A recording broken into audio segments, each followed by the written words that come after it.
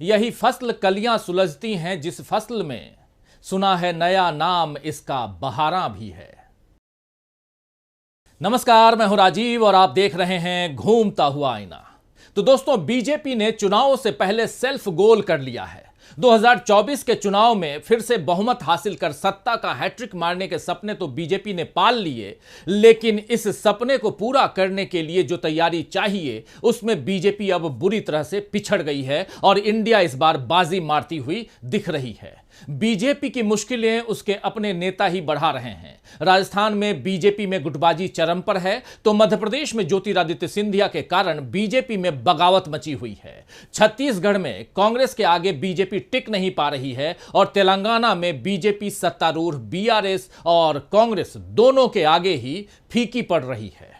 BJP के क्षेत्रीय नेता तो कोई करिश्मा दिखा नहीं पा रहे हैं और जिन लोगों को बीजेपी ने केंद्र की राजनीति में जगह दी है वो उसे मजबूत करने की जगह विवादों से बीजेपी को कमजोर कर रहे हैं। अभी ताजा उदाहरण रमेश बिधूड़ी का है, जो दिल्ली से सांसद हैं और अभी संसद के विशेष सत्र के दौरान सदन के भीतर बीएसपी सांसद दानिश अली के लिए रमेश बिधूड़ी ने ऐसे शब्दों का इस्तेमाल किया कि अब बीजेपी की चारों तरफ बुराई हो रही है। लोग बिधूड़ी से ज्यादा मोदी पर सवाल उठा रहे हैं।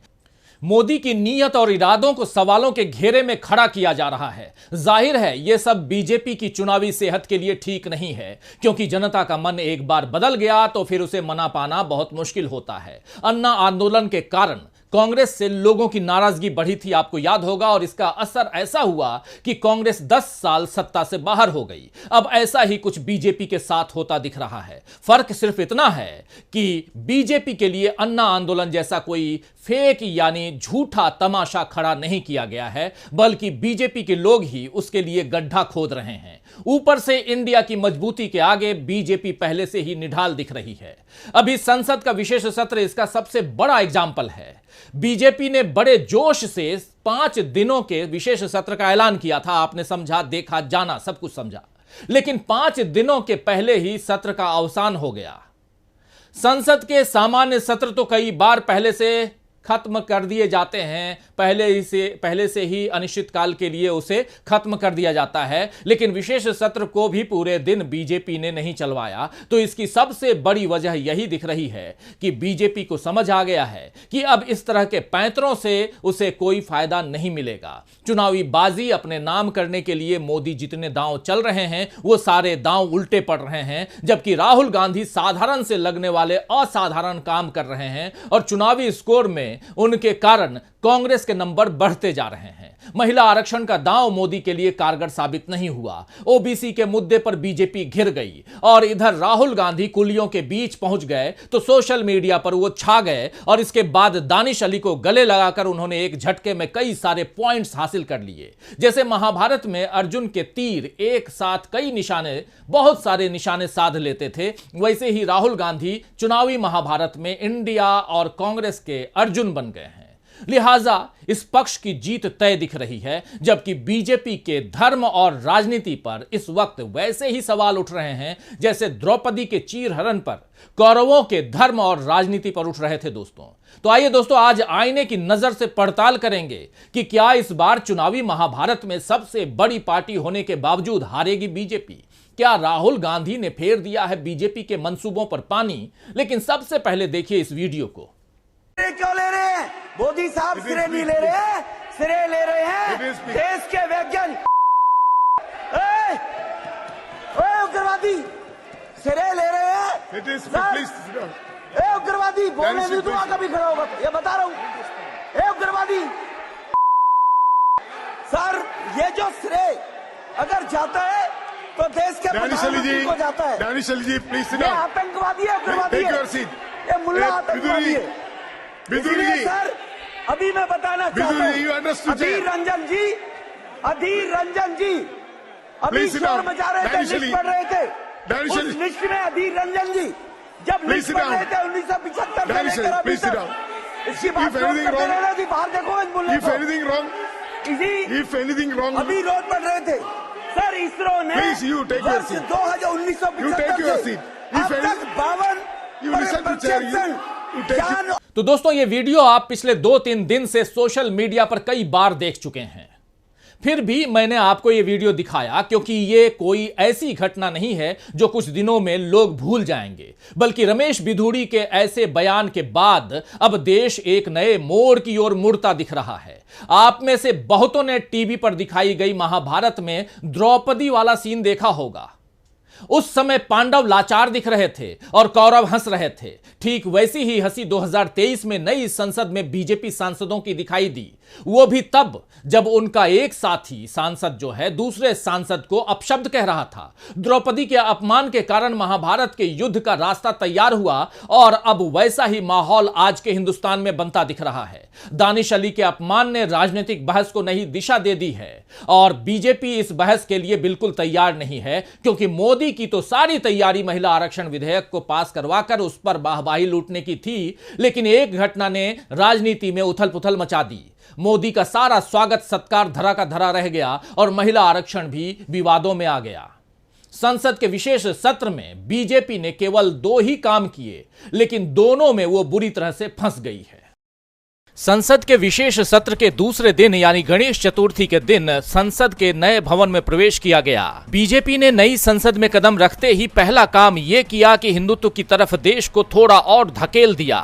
मोदी ने बार बार अपने भाषण में शुभ दिन, पवित्र काम, सेंगोल और ईश्वर को याद करने का काम किया, लेकिन मोदी की इन धर्म से चुपड़ी बातों पर अधीर रंजन चौधरी ने खूब पलटवार किया। अधीर रंजन चौधरी ने संविधान की प्रस्तावना पढ़कर बता दिया कि इस देश में केवल हिंदू या मुसलमान या सिख या ईसाई नहीं कहते, बल्कि हम भारत के लोग कहते हैं। मोदी सरकार ने चुनाव को देखते हुए दूसरा दांव चला महिला आरक्षण का। जो बिल कई दशकों से किसी न किसी वजह से लंबित हो रहा था, उसे नारी शक्ति वंदन अधिनियम देकर बीजेपी ने पेश किया और यह बिल दोनों सदनों से पारित भी हो गया। लेकिन इस बिल में कई सारे किंतु परंतु हैं। महिलाओं को आरक्षण का फायदा तभी मिलेगा जब नई जनगणना होगी और परिसीमन होगा। ये दोनों काम कब होंगे इस बारे में अभी कुछ कहा नहीं जा सकता है। कांग्रेस समेत लगभग सारे विपक्षी दलों ने इस बिल का समर्थन तो किया, लेकिन ओबीसी आरक्षण का मुद्दा भी उठा दिया। खासकर राहुल गांधी ने महिला आरक्षण में ओबीसी की जगह पर बीजेपी को ऐसा घेरा कि उसे अपने बचाव का रास्ता ही नहीं दिख रहा। ये वीडियो देखिए।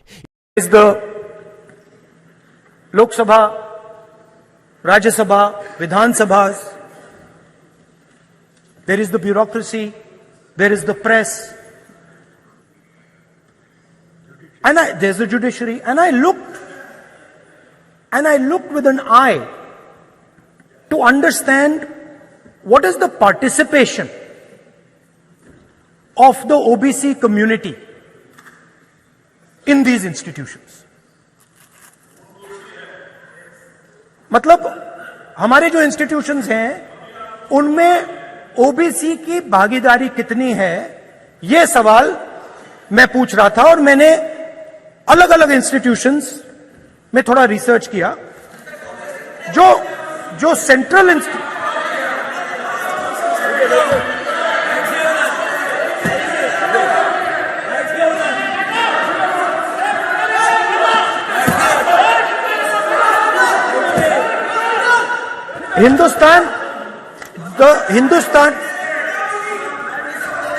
the central, don't worry, don't be scared, we are discussing, डरो मत, हम 10 सेंसस की बात कर रहे हैं, डरो मत। इस वीडियो में नजर आ रहा है कि लोकसभा में जब राहुल गांधी ने ओबीसी की बात करते हुए जातिगत जनगणना की बात की तो कैसे बीजेपी के सांसद हल्ला मचाने लगे। इसी पर राहुल ने उन्हें अपना अचूक मंत्र दिया, डरो मत। तो राहुल गांधी इस वीडियो में जहां अलग ही आत्मविश्वास से भरे नजर आ रहे हैं, तो वहीं बीजेपी सांसदों का चीखना चिल्लाना बता रहा है कि वो अब खुद को कमजोर मानने लगे हैं। संसद में अभी तो बहुमत है, लेकिन क्या अगले चुनाव के बाद भी यही नजारा रहेगा? इस पर अब बीजेपी सांसदों को डर लग रहा है और राहुल गांधी उन्हें समझा रहे हैं कि डरो मत। खैर, संसद के बाद राहुल गांधी ने जब महिला आरक्षण पर प्रेस कॉन्फ्रेंस की तो भी उन्होंने वही सारी बातें दोहराई हैं। राहुल ने कहा कि महिला आरक्षण अच्छी बात है, लेकिन हमें 2 शर्तें बताई गईं। एक ये कि बिल लागू होने से पहले जनगणना करानी होगी और दूसरा परिसीमन। राहुल ने यह भी कहा कि इन दोनों शर्तों को पूरा होने में वर्षों लगेंगे। सच्चाई ये है कि आरक्षण आज लागू किया जा सकता है, ये कोई जटिल मामला नहीं है। सब कुछ केंद्र सरकार की इच्छा शक्ति पर निर्भर करता है। राहुल ने कहा कि मैं पीएम मोदी से पूछना चाहता हूं कि उनकी सरकार में ओबीसी समुदाय से केवल 3 सदस्य क्यों हैं। राहुल का कहना है कि देश को चलाने वाले केंद्र सरकार के 90 सचिवों में से केवल 3 ओबीसी से आते हैं, ऐसा क्यों है। और शनिवार को राजस्थान की जनसभा में भी राहुल गांधी ने ओबीसी का मुद्दा उठाते हुए यही सवाल सरकार से फिर किए कि आखिर सरकार जातिगत जनगणना से डर क्यों रही है। राहुल गांधी ने कहा कि जैसे चोट का पता लगाने के लिए एक्सरे किया जाता है और फिर इलाज होता है, वैसे ही कास्ट सेंसस एक्सरे है जिससे पता चलेगा कि देश की ओबीसी आबादी कितनी है और उस आबादी को उतना हक मिल रहा है या नहीं। तो 2024 की लड़ाई को भले ही बीजेपी हिंदू और मुसलमान की लड़ाई बनाने की कोशिश कर रही है, लेकिन कांग्रेस इस लड़ाई में ओबीसी को केंद्र में लाने में सफल हो गई है। यह बात इंडिया गठबंधन के फेवर में भी जाती हुई दिख रही है, क्योंकि वहां ज्यादातर दल पिछड़ों की राजनीति करते रहे हैं। आरजेडी, जेडीयू और समाजवादी पार्टी जैसे दल तो शुरू से जातिगत जनगणना की बात करते ही रहे हैं। इसीलिए अब इस लड़ाई का सामना किए बिना बीजेपी आगे नहीं बढ़ सकती। महिला आरक्षण के मुद्दे पर तो साफ साफ यह दिखाई दे रहा है कि बीजेपी अलग थलग पड़ गई है। और बीजेपी नेता उमा भारती ने भी पिछड़े वर्ग की महिलाओं को कोटा नहीं दिए जाने पर निराशा जताई है। उन्होंने दलित यानी कि उमा भारती ने दलित, आदिवासी और पिछड़े वर्ग के साथ साथ पिछड़े मुसलमानों के लिए भी आधी सीटें आरक्षित करने की मांग कर डाली है।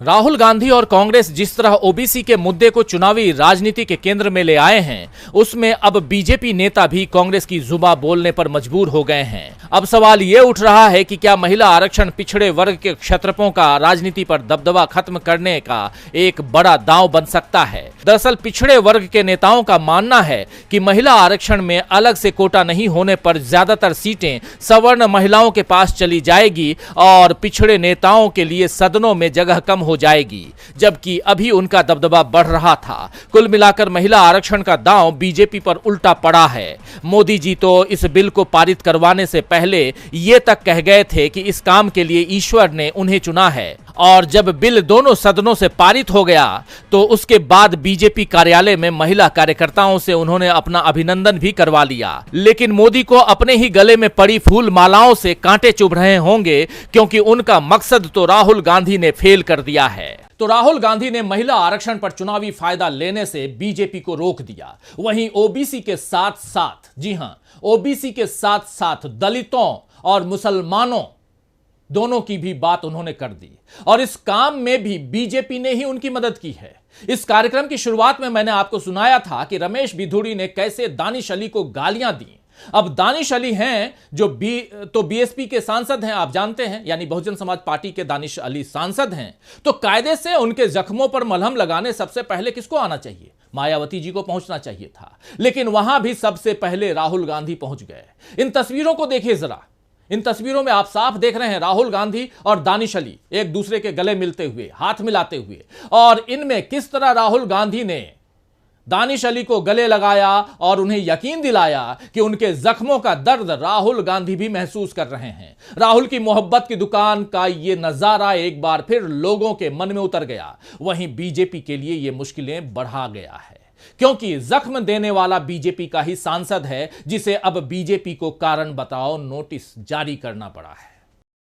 शुक्रवार को सुबह से भिधुड़ी का वीडियो सोशल मीडिया पर ट्रेंडिंग था। हर तरफ बीजेपी की थू थू हो रही थी। तभी राहुल गांधी शाम को दानिश के घर पहुंच गए। दानिश भले ही बसपा के हों, लेकिन राहुल गांधी का उनसे मिलना मायावती को भी टेंशन दे रहा होगा। वजह साफ है, जी हां, वजह मुस्लिम वोट है। दरअसल मुस्लिम समुदाय कांग्रेस का परंपरागत वोट बैंक रहा है, लेकिन पिछले कुछ वर्षों में ये वोट बैंक बसपा और समाजवादी पार्टी के खाते में शिफ्ट हो गया और कांग्रेस यूपी में कमजोर पड़ गई। लेकिन दानिश अली को गले लगाकर राहुल गांधी ने मुस्लिमों के साथ साथ बीएसपी के दलित वोटों तक भी मैसेज पहुंचा दिया है कि राहुल गांधी उनके साथ खड़े रहेंगे, भले ही वो किसी भी दल के समर्थक हों। ये मैसेज 2024 के लिए बीजेपी को बड़ा झटका है, क्योंकि मायावती की राजनीति पिछले कुछ वक्त से कमजोर ही इसीलिए पड़ी क्योंकि उन पर बीजेपी का दबाव होने की बात कही जा रही थी। अब राहुल गांधी ने एक साथ बीजेपी और मायावती दोनों को झटका दे दिया है। तो दोस्तों, ओबीसी, दलित, मुस्लिम, महिलाएं, किसान, मजदूर, युवा, हिंदुस्तान की राजनीति में इन तमाम वर्गों के वोटर्स निर्णायक भूमिका निभाते हैं। अब ये सारे वर्ग किसी न किसी वजह से राहुल गांधी के मुरीद बन चुके हैं। दानिश अली प्रकरण का चुनाव पर असर मैं आपको बता ही चुका हूं। महिला आरक्षण और ओबीसी के मुद्दे पर भी राहुल गांधी की रणनीति जाहिर है। और इससे पहले जिस तरह राहुल गांधी धान रोपने किसानों के बीच पहुंचे, अभी हाल में आनंद विहार स्टेशन पे, दिल्ली के आनंद विहार रेलवे स्टेशन के कूलियों के बीच गए, और उससे पहले लद्दाख में उन्होंने बाइक से सैकड़ों नहीं बल्कि 1000 किलोमीटर से ज्यादा का सफर तय किया। अभी जयपुर में वो फिर एक छात्रा के साथ स्कूटी की सवारी पर निकल गए।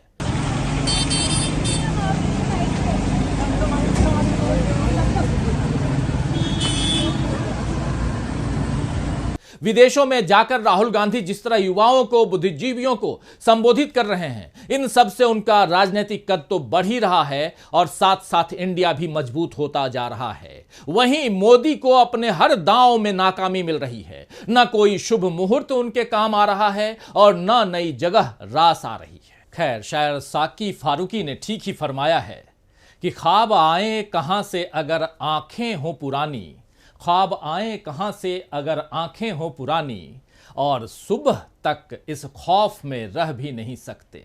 तो आज के लिए बस इतना ही। फिर मिलेंगे खबरों के नए आईने के साथ। तब तक देखते रहिए डीबी लाइव। नमस्कार।